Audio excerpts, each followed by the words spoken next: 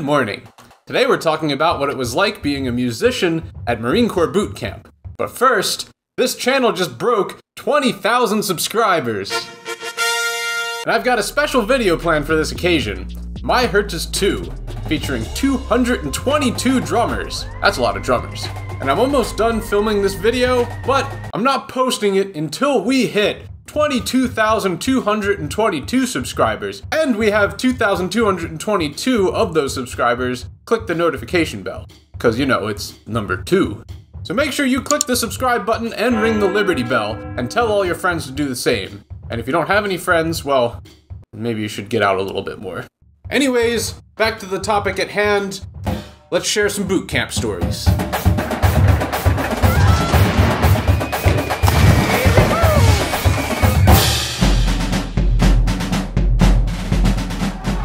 So here we are at the United States Marine Corps Recruit Depot in Parris Island, South Carolina. The happiest place on earth, said no one ever. So I get a lot of questions from people that might be curious or might be interested in joining a United States military band. People ask what it's like going to boot camp. Do the drill instructors pick on the musicians more than everybody else? Is it exactly like that movie, Full Metal Jacket? You will not laugh. You will not cry. You will learn by the numbers.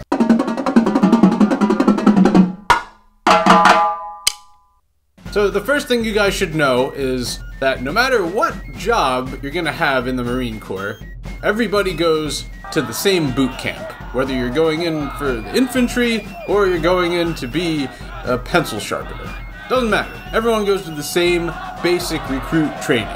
Unless you are in the President's own, the United States Marine Band, they have like their own sort of training that's not boot camp. Or if you're going in as an officer, then you go through a different process at Officers Candidate School.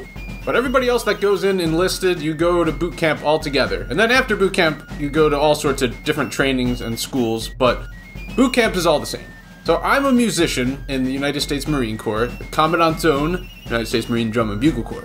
And everyone who is a musician in the United States military has to audition to get that job. Most people audition as a civilian, like before you enlist in the military. You'll do an audition to see if you're good enough to get in the first place, and then if you win, then you go through all the training and whatnot. Or if you're in the military already, you can also audition and do what we call a lat move, as in switch your job from whatever you're doing to musician. So to answer the question, do the drill instructors pick on the musicians more than everybody else at boot camp?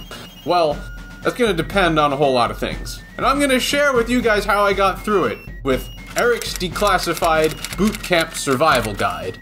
Not to be confused with the Nickelodeon show Ned's Declassified School Survival Guide. A term I'm going to be throwing around in this video is MOS, which stands for Military Occupational Specialty, which basically is a fancy way of saying your job. A good tip I got from a lot of people before going to boot camp, and one that I'm going to share with you guys right now, is don't let your drill instructors find out what your MOS is. Because hey, if they don't know that you're a musician, then they probably won't pick on you for being a musician. So boot camp is about 3 months long, and my drill instructors didn't find out that I was a musician until a solid 2 hours. Yeah, they found out pretty much right away. And the way they found out that I was a musician was at the very first little sit-down meeting we had with our drill instructors. Our senior drill instructor asked who has a degree. I was one of like 4 people to raise my hand, because I do. He asked me what type of degree I had, and I said I had a master's degree. And then he asked me what my MOS was. And I was like, oh crap, I don't want them to find out. 03, 11 and a half, infantry squad leader guidesman. Holy crap, I was an 03, 11 and a half infantry squad leader guidesman. We're gonna get along just great. Nah, I'm just kidding. None of that happened. I told him the truth, that I'm a 5512, the Commandant's own, United States Marine Drum and Bugle Corps. Because you don't want to ever lie to your drill instructors. Like, they're gonna find out one way or another that you're lying to them. And lying is considered an integrity violation, which is taken pretty serious there, and you can get dropped for doing that. So let's talk about what it means to get dropped. So that basically means that your drill instructors don't think you are performing well enough for various reasons. It could be like you failed like your physical fitness test, or you're a liar, or you just suck at life, whatever. They think you need to remediate back in training. So if you're a month into your training, they might drop you all the way back to training day 1, and you have to repeat that month, which that freaking sucks, and you want to do whatever you possibly can to not get dropped. Now, however, for musicians, it is actually a lot harder to get dropped. And the reason is because when we think about what the job is, a musician, you'll audition for a spot that's either vacant right now, or there's somebody like about to get out of the military that you're gonna take that spot. Whereas most other jobs in the Marine Corps, you'll just do your training and then they'll just place you somewhere. So for musicians, since you're like needed in that specific job as soon as possible, they're gonna try to push you through the training as fast as they can do it, which means it'll be really hard for you to get dropped. Like, you have to screw up something really royally in order to get dropped back. Now that might sound all well and dandy, but if a drill instructor wants to drop you and they're told that they can't because you're a musician, well, yeah, you're screwed. You're gonna hate your life. That drill instructor is going to destroy you because they're trying to transform these recruits into highly qualified and motivated Marines. And if you're sucking, then they're gonna push you even harder, more than you'd probably want to. So anyways, they found out that I was a musician, they found out that I had a master's degree in music, and they found out that I was also the oldest person in the entire company. I was 28 years old when I went to boot camp. That's pretty old. So another bit of advice I've heard from people is that if you can make it all the way through all of boot camp, and the drill instructors still don't know what your name is by the end, then that's a good thing, because that means they didn't pick on you. I couldn't do that because, well, they already knew who I was because of all the stuff I just said. And also they made me the scribe of our platoon. In boot camp, there's a bunch of billets you can get, which a billet is like kind of a secondary job that you can have. Like, you can be the guide, the squad leaders, you can be like in the laundry room duty, there's like all sorts of things. You'll most likely have one. And I was the scribe, and I actually liked being scribe. It's probably one of the best jobs, if not the best one you can get.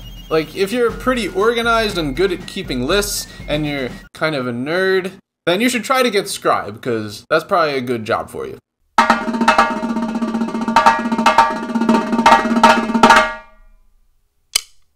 Everybody knows that I'm a musician, and the drill instructors messed with me a whole lot about it, but it was actually kind of fun and sort of funny. And they gave me this command, where if they said, "Hit it, scribe," I would have to drop whatever I was doing and just start hand drumming on something, anything, in the area. And that was actually really, really fun. Like, I didn't act like it was fun, I acted like I was just following orders, and, you know, I have pretty good bearing.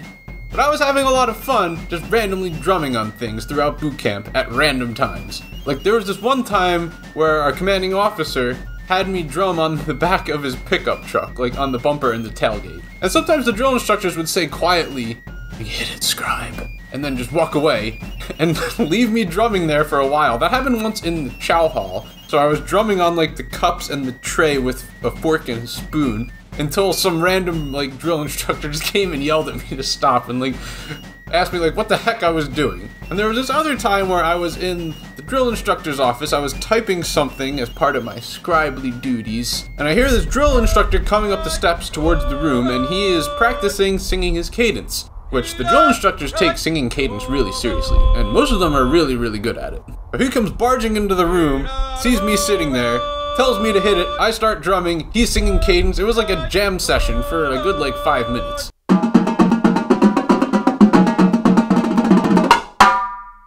So some general advice that's very, very good, that pretty much any Marine will give you if you ask them for boot camp advice, is to move fast and scream loud. And I'm also going to add be smart onto that, because I think that goes along with the other two. So this advice can go for just your testing, like your physical fitness test. You want to run as fast as you possibly can, obviously. And also for your knowledge test, you want to do as well as you possibly could. But also this just goes for like any general time. Like if the drill instructor says like, "Hey, freaking find who this belongs to right now." Like, you better freaking scream, "Aye, aye, sir." Take that flip-flop and run around and find whoever it belongs to as fast as you possibly can. And yeah, just like random crap like that's gonna happen all the time, and you want to be as fast and loud and as smart as possible with every single little thing you do. And if you do that, then I mean, the drill instructors, they'll still make fun of you. But it won't be as bad as if you look like you don't care or if you're, like, slow and annoying.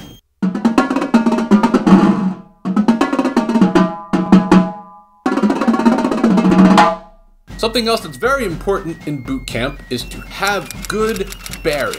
And I mentioned bearing earlier in the video, but bearing is basically just like having control over your emotions when you need to, like not laughing or making bad jokes when you don't need to. Like, we actually had a kid get dropped for making a really poor timed joke. Like, when you think of the Queen's Guard, like those guys in the United Kingdom that guard like the royal residencies or whatever, like those guys have the ultimate bearing because they're not allowed to move or react to anything happening unless like somebody like touches them or tries to break in. Are you like one of those English guards who can't laugh or smile or anything?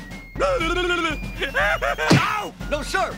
U.S. Marine Corps, sir. So I think that I had pretty good bearing most of the time. However, there's gonna be times where something's gonna be so ridiculous or funny that you just can't not laugh. So here's my top 5 times in boot camp that I lost my bearing.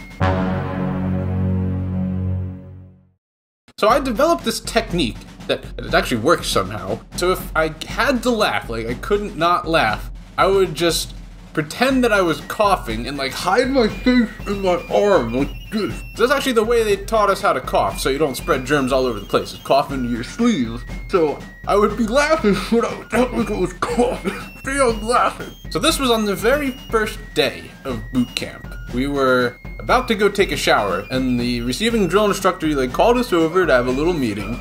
We're about to take a shower, and each and every single one of you is about to see 90 dicks and 180 balls. And that's something that'll stick with you for the rest of your life. Now get in there! Now okay, like, I marched drum corps for 4 years before going to boot camp, so I've seen way more than 90 dicks and 180 balls.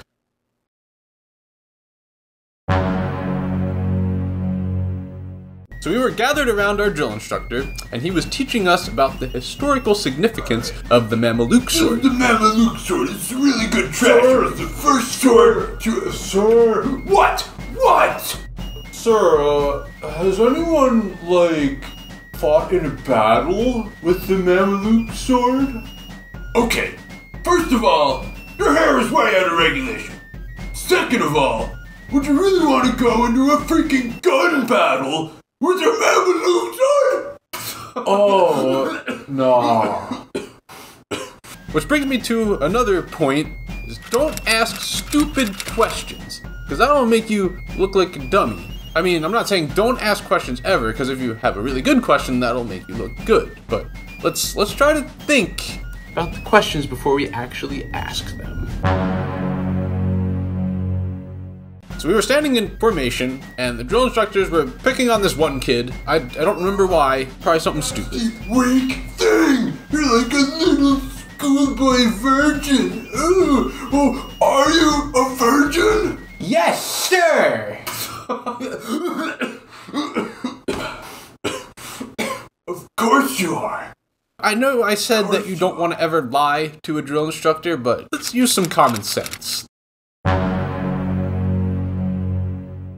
So we were on square away time, which is like an hour of time we have before we go to sleep, where we get to, you know, work out or write letters or do whatever. The drill instructors will come out at 15, 10, and 5 minutes before we're done and let us know by screaming what time it was. And then we all have to stop what we're doing and snap and stand at attention and wait for the drill instructor to tell us to carry on. And this one time there was just this dude who was over at the mirror just like checking himself out and totally not paying attention to what was going on. Well, we can't carry on with the night until Sassafras stops checking out his nipples!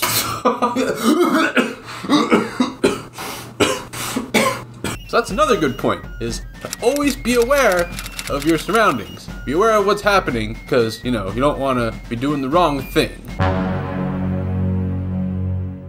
Okay, so this story is actually a time when I was able to make a drill instructor lose his bearing. Because that's actually pretty rare, that doesn't happen very much, and I was able to do it once. So we were all standing at attention for our final inspection. And this is actually a really important thing, and you don't want to screw it up. and we were just waiting for the inspection to start. Scribe. Hit it. And like I said before, sometimes the drill instructors would tell me to hit it and then walk away. I was standing at attention and they told me to hit it, and I didn't know what to do because I was holding my rifle. Oh, what's wrong? We got a rifle in our hands so we can't hit it? Well, looks like your feet aren't being used.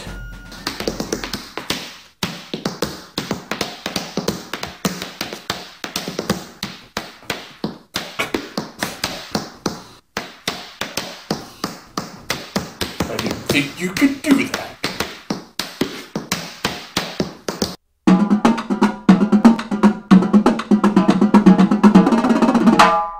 So those are my tips and tricks to surviving boot camp as a musician. Honestly, it's not really that bad. Like, when you think about it, it's going to end. No matter how crappy of a time you're having and how much you're getting picked on, it's gonna end eventually. Like, you're not gonna be there forever. Unless you keep getting dropped over and over and over. Just go through it, go through everything, have a good attitude, move fast, be loud, be smart, do all the right things as well as you possibly can do it. Thanks for watching. Make sure you click that subscribe button and ring that Liberty Bell. Remember, 22,222 subscribers and 2,222 Liberty Bell ringers, and then you'll get some Hertas. And also buy a custom t-shirt such as this one. I'll leave the link in the description. And have a good morning.